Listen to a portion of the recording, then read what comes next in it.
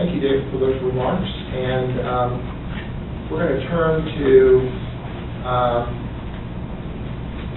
Marcia Martin, who is Director of Systems Engineering for Smart Energy at Magpie. And Magpie's experience in smart grid energy domain includes consulting on energy management systems such as home area networks or building area networks, and developing systems to implement associated firmware, gateways, business rules, and other components that comprise energy management solutions.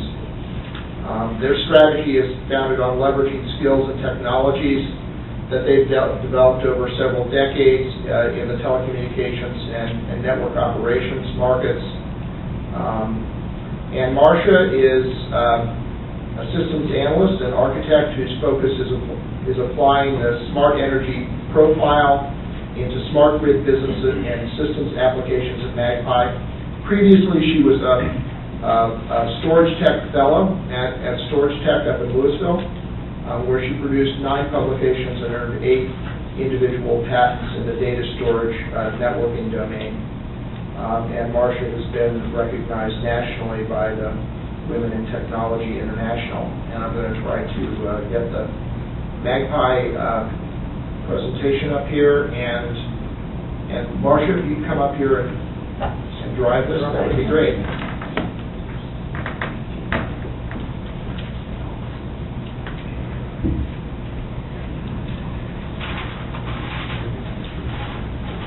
Thank you, Brett.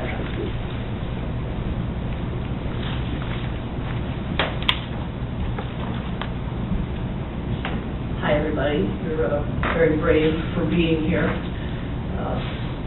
I was very brave for getting here. So we hope we'll make it worth your while. This picture is not Magpie's. It's from Cleantech Media. And it really shows, I don't know whether you can see the bottom circle very well because it's a very pale color. But it really, what it's saying is that the smart grid is at the intersection of 3 different domains of technology. At the base is, of course, the energy grid, generation, transmission, and distribution. And then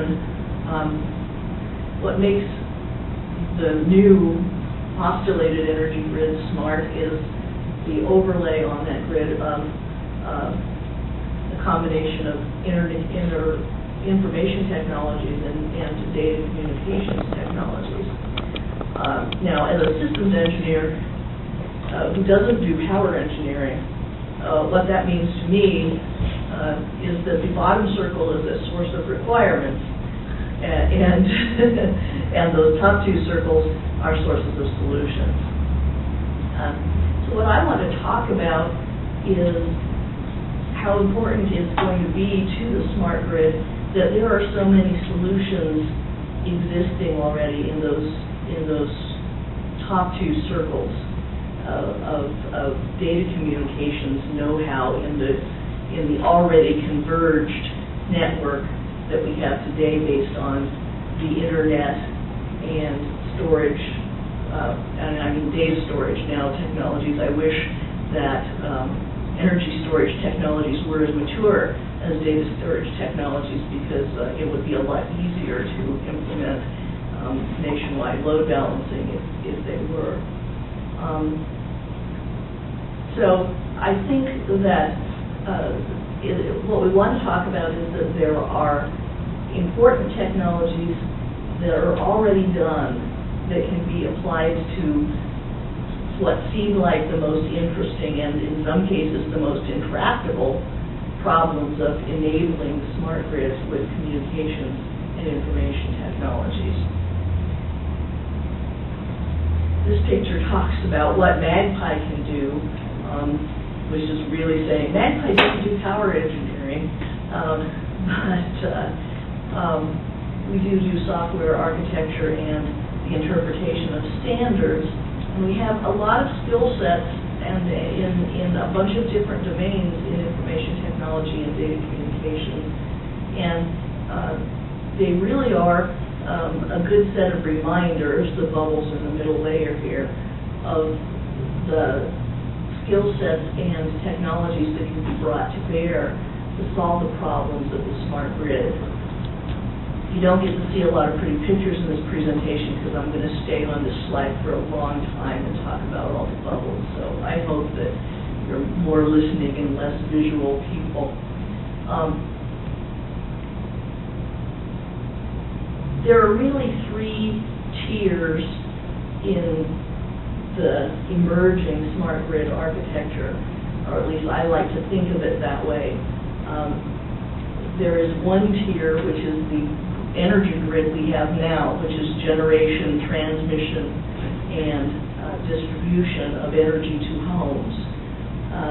And the problems in that tier, as Dave set up pretty well, are the balancing of load, being able to have generation capacity in the right place at the right time, instead of, since we don't have very mature storage technologies, having to throw away energy that we can generate in some places and in other places being out of energy and not being able to supply the demand we have, and actually needing to request that our consumers reduce their demand in order to keep the energy delivery system stable.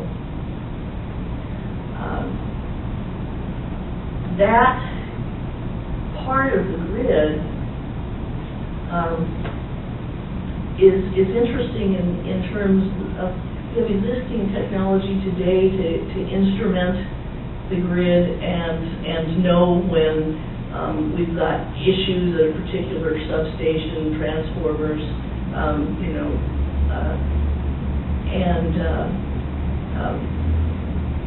the technology exists to manage those loads in real time and do something about it.